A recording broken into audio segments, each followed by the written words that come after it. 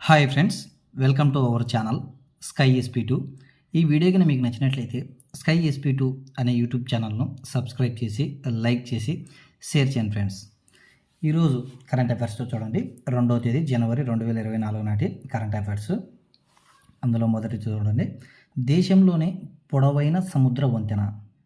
దేశంలోనే పొడవైన సముద్ర వంతెన. దేశంలోనే అతి పొడవైన సముద్ర వంతెన ముంబై ట్రాన్స్ హార్బర్ లింక్ MTHLను జనవరి 12న ప్రధాని నరేంద్ర మోడీ ప్రారంభించనున్నారు.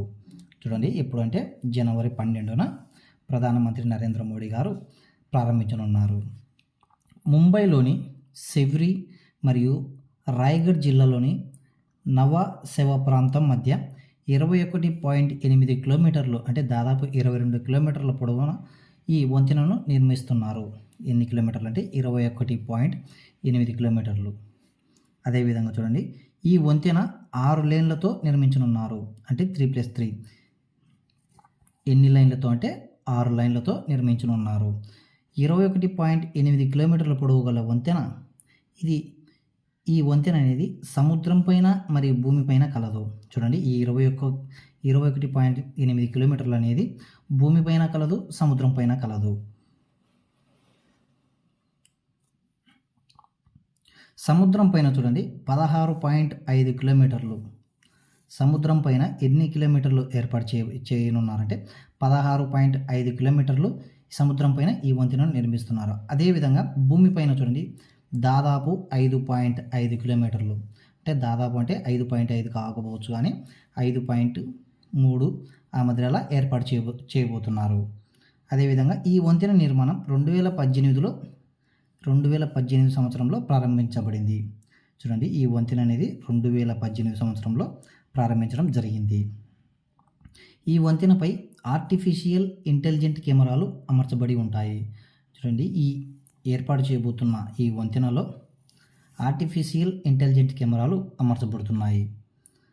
Mumbai metropolitan regional development authority చూడండి MMRDA Japan international cooperation agency ద్వారా నిధులు సమకూర్చబడింది. చూడండి, ఈ సముద్ర వంతెన కోసం Mumbai metropolitan regional development authority Japan international cooperation agency ద్వారా నిధులు సమకూర్చబడింది. దేశంలోనే అతి పొడవైన సముద్ర వంతెన ఎక్కడ ఏర్పాటు చేయబోతున్నారంటే ముంబైలోని సెవ్రీ మరియు రాయ్గఢ్ జిల్లాలోని నవాశెవ ప్రాంతం మధ్య. ఎన్ని కిలోమీటర్లు అంటే 21.8 కిలోమీటర్ల పొడవున ఈ వంతెనను నిర్మించారు. అదేవిధంగా ఇది ఎన్ని లైన్లతో కూడుకునేది అంటే 3+3, మొత్తం 6 లైన్లతో కూడుకుని ఉన్నది. ఇది ఎన్ని కిలోమీటర్లు అంటే 21.8 కిలోమీటర్లు. ఇక నెక్స్ట్ అంశం చూడండి, సూర్య నమస్కారాలతో గిన్నిస్ రికార్డ్. సూర్య నమస్కారాలతో గిన్నిస్ రికార్డ్. ఏకకాలంలో 108 ప్రాంతాలలో సామూహిక సూర్య నమస్కారాల కార్యక్రమంలో గిన్నిస్ రికార్డ్ గుజరాత్ రాష్ట్రం నెలకొల్పింది. చూడండి, ఏకకాలంలో 108 ప్రాంతాలలో సామూహిక సూర్య నమస్కారాల కార్యక్రమంతో గిన్నిస్ రికార్డు గుజరాత్ రాష్ట్రం నెలకొల్పింది. ప్రసిద్ధ మోధేరా సూర్య దేవాలయంతో పాటు ఇతర చోట్ల సోమవారం అంటే జనవరి 1న ఉదయం ఈ సూర్య నమస్కారాలు చేయడం జరిగింది. చూడండి, ప్రసిద్ధ మోధేరా సూర్య దేవాలయంతో పాటు ఇతర చోట్ల జనవరి 1న ఉదయం సూర్య నమస్కారాలు చేయడం జరిగింది. 108 ప్రాంతాల్లో మొత్తం 400 మందితో ఈ కార్యక్రమం జరిగింది. ఎంతమందితో అంటే 4,000 మందితో ఈ సూర్య నమస్కారం అనేది జరగడం జరిగింది. ఏ రాష్ట్రం అంటే గుజరాత్ రాష్ట్రం. సూర్య నమస్కారాలతో గిన్నిస్ రికార్డు ఎక్కిన రాష్ట్రం ఏదంటే గుజరాత్ రాష్ట్రం. ఇక నెక్స్ట్ అంశం చూడండి, బంగ్లాదేశ్ నోబెల్ గ్రహీతకు 6 నెలలు జైలు. బంగ్లాదేశ్ ఆర్థికవేత్త, నోబెల్ అవార్డు గ్రహీత డాక్టర్ మహమ్మద్ యూనస్కు 6 నెలల జైలు శిక్ష విధించడం జరిగింది.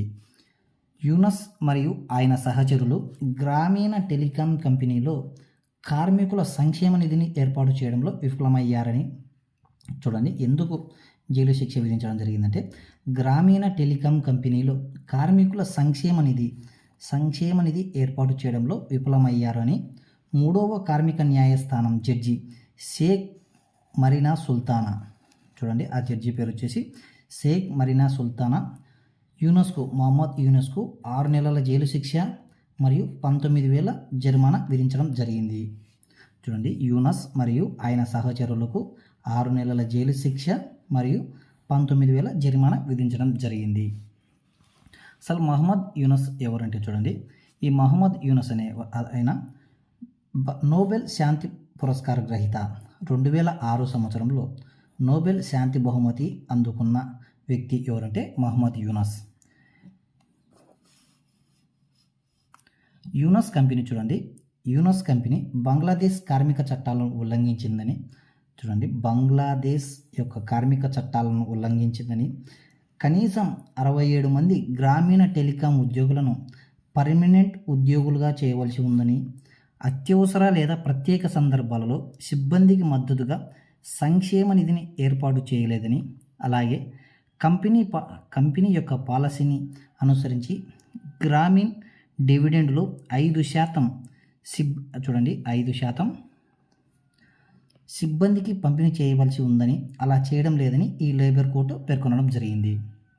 చూడండి, ఎందుకంటే యూనస్ యొక్క కంపెనీ బంగ్లాదేశ్లో కలదు. ఆయన యొక్క బంగ్లాదేశ్ కార్మిక చట్టాలను ఉల్లంఘించిందని ఆ కంపెనీ, చూడండి యూనస్ కంపెనీ బంగ్లాదేశ్ కార్మిక చట్టాలను ఉల్లంఘించిందని, ఆ కంపెనీలో పనిచేస్తున్న 67 మంది గ్రామీణ టెలికాం ఉద్యోగులను పర్మనెంట్ ఉద్యోగులుగా చేయవలసి ఉందని, అదేవిధంగా అత్యవసర లేదా ప్రత్యేక సందర్భాలలో సిబ్బందికి మద్దతుగా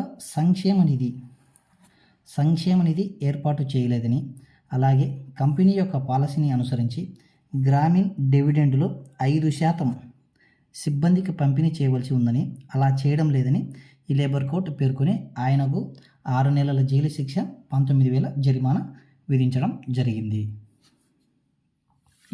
చూడండి, మహమ్మద్ యూనస్కు 2006 సంవత్సరంలో ఈ నోబెల్ శాంతి పురస్కారం అనేది రావడం జరిగింది. ఇక నెక్స్ట్ అంశం చూడండి, దక్షిణ ధ్రువంలో పోలార్ ప్రీత్ విజయ యాత్ర. దక్షిణ ధ్రువంపై ఒంటరిగా మరియు వేగవంతంగా అన్వేషణ పూర్తి చేసుకున్న మహిళగా కెప్టెన్ హర్ప్రీత్ చాంద్, చూడండి కెప్టెన్ హర్ప్రీత్ చాంద్, ఈమె పేరు వచ్చేసి హర్ప్రీత్ చాంద్ చరిత్ర సృష్టించడం జరిగింది. చూడండి, దక్షిణ ధ్రువంపై ఒంటరిగా వేగవంతంగా అన్వేషణ పూర్తి చేసుకున్న మహిళగా కెప్టెన్ హర్ప్రీత్ చాంద్ చరిత్ర సృష్టించారు. ఈ హర్ప్రీత్ చాంద్ ఎవరంటే బ్రిటిష్ సిక్ ఆర్మీ అధికారి, ఫిజియోథెరపిస్ట్. ఈ కెప్టెన్ హర్ప్రీత్ చాంద్ ఎవరంటే బ్రిటిష్ సిక్ ఆర్మీ అధికారి మరియు ఫిజియోథెరపిస్ట్. ఈమె చూడండి, ఈమె దక్షిణ ధ్రువంపై రోజుకు 12 నుంచి 13 గంటల చొప్పున ముందుకు సాగుతూ -50 డిగ్రీల ఉష్ణోగ్రతల వద్ద మొత్తం 1130 కిలోమీటర్ల దూరాన్ని ఎవరి సాయం లేకుండానే 31 రోజుల 13 గంటల 19 నిమిషాల్లో పూర్తి చేయడం జరిగింది. చూడండి, దక్షిణ ధ్రువంపై ఒంటరిగా వేగవంతంగా అన్వేషణ పూర్తి చేసుకున్న మహిళగా కెప్టెన్ హర్ప్రీత్ చాంద్ చరిత్ర సృష్టించడం జరిగింది.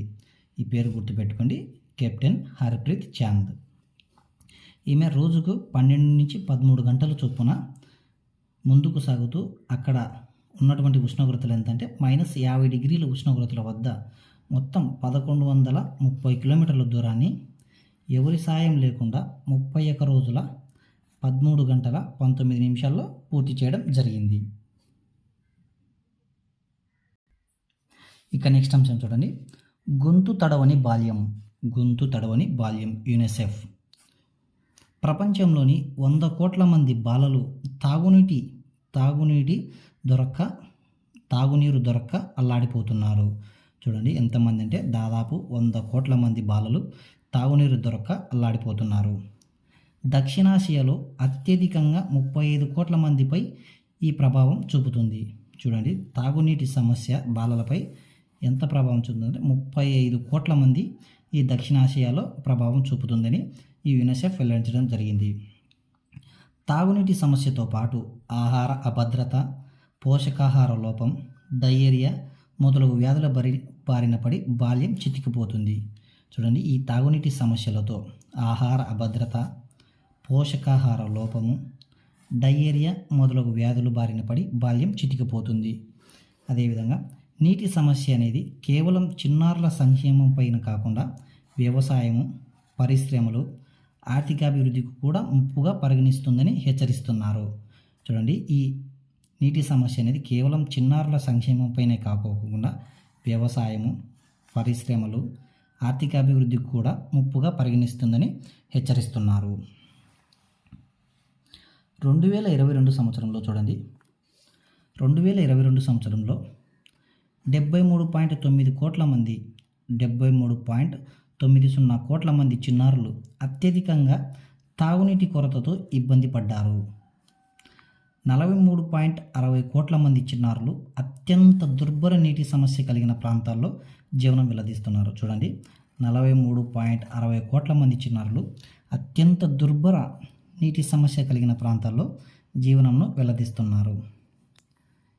చిల్డ్రన్ క్లైమేట్ రిస్క్ ఇండెక్స్ ప్రకారం నీటి జాడలేని ప్రాంతాలలో చూడండి, నీటి జాడలేని ప్రాంతాలలో ఈ ఏ ఇండెక్స్ అంటే చిల్డ్రన్ క్లైమేట్ రిస్క్ ఇండెక్స్ ప్రకారం నీటి జాడలేని ప్రాంతాలలో 55.90 కోట్ల మంది హీట్ వేవ్ ఫ్రీక్వెన్సీకి గురవుతున్నారని కనుగొన్నారు. చూడండి, చిల్డ్రన్ క్లైమేట్ రిస్క్ ఇండెక్స్ ప్రకారం నీటి జాడలేని ప్రాంతాలలో 55.90 కోట్ల మంది హీట్ వేవ్ ఫ్రీక్వెన్సీకి గురవుతున్నారని కనుగొన్నారు.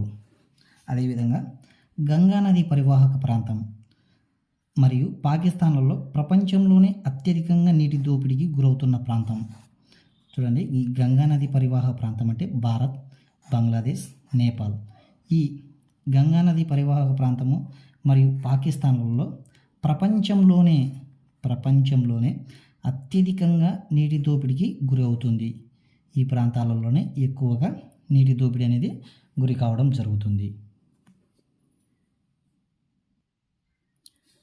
ఇక నెక్స్ట్ అంశం చూడండి, తెలంగాణ అడ్వకేట్ జనరల్గా సుదర్శన్ రెడ్డి.